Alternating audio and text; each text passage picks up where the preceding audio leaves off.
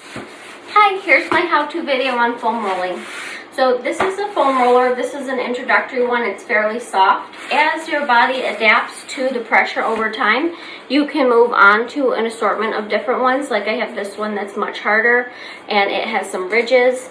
You can use large balls like this. This is a hard rubber ball, the double lacrosse ball, and the regular lacrosse ball. But these are basically all the tools you could use for self-massage and working on softening the myofascial tissue. So we'll start with foam rolling. The smaller tools are for trigger points. This is for whole body work. So the first thing you're going to want to do is to lay your foam roller down, and you're going to want to sit on it. So once you sit on your foam roller, like I have, let me back over here. You're going to sit with your knees high and you're just going to roll over the glutes. I won't do it the whole amount of time since this is just an instructional video, but what you're going to want to do is a minimum of 10 rolls for each section before you work out and after. And then if you have time or if you have a specific spot that you're trying to work, you can roll out longer on that spot.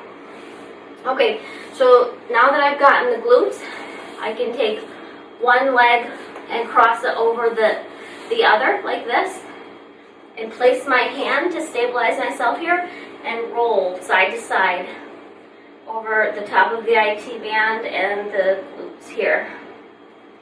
Okay, do that 10 times. Do it on the other side, and then I can roll the foam roller underneath me. So now I have my thighs on it, and so I'm setting myself up, prop myself up with my hands behind me here, and I have one leg extended and the foam roller is on the hamstring between the hip joint and the knee joint. And then I take my other leg and I put it on top of it to put some pressure, and then I press up a little bit and I roll the hamstring out 10 times on that side. And then I switch to the other. It's important to know that the foam roller is for tissue release, soft tissue release, and never roll over the joints. Okay, the next thing I do is I flip over, and I'm going to roll the quads out.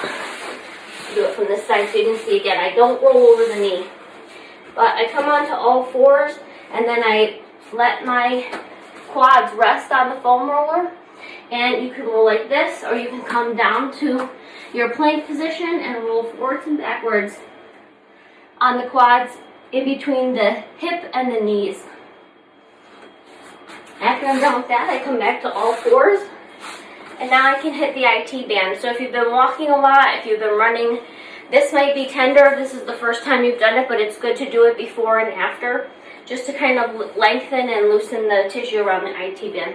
So I'm going to come like I'm going to do side plank, and I'm just going to rest my hip on it and come into like a side plank motion, resting on there. But I'm going to brace with my leg in front of me to support myself, and then you can roll the IT band out.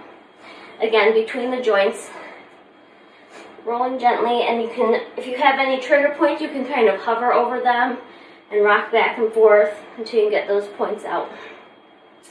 Now, to get the adductors, which is the inside of the leg, you have to start lying face down. So come onto your belly, and you have your mat roller here. So you're going to bring your leg up like this and roll it underneath and roll from side to side. Hit the inside of the adductor 10 times on each side. Since we don't usually exert a lot of pressure on those, you might have some trigger points in there that you might not be aware of, but you'll find them.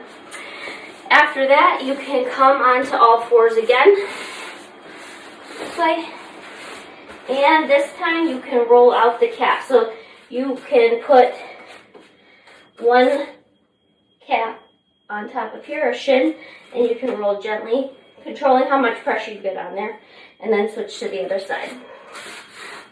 Okay. Now I'll show you how to roll out the back. The back is good to roll out. Even though there's lots of little joints along the spine, the back muscles protrude significantly enough that it's comfortable to roll them out and to get them to relax. You don't want to roll past the top node that's on your spine. So like, don't go into the cervical spine. Just come up through the shoulder blades and stop when you get like up to here.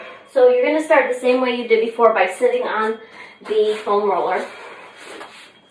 Now this time you'll have your hands behind you and you just roll back. A couple rolls over each section. So you're rolling out the lower back, and then you can release the hands and bring them up across your body to roll out the thoracic spine. Or if you want to, you can leave the hands like this. So this way, or crossed over like that. And then the other part of the body we roll out is our lats. So that'll be sore kind of if you're doing like push-ups or anything overhead. So you're going to come and lay on it, on the foam roller like this. And you can support yourself with your hand, or you can crunch over it. But basically you're going to roll that spine between the shoulder, the side between your shoulder and your ribs, the top of the ribs.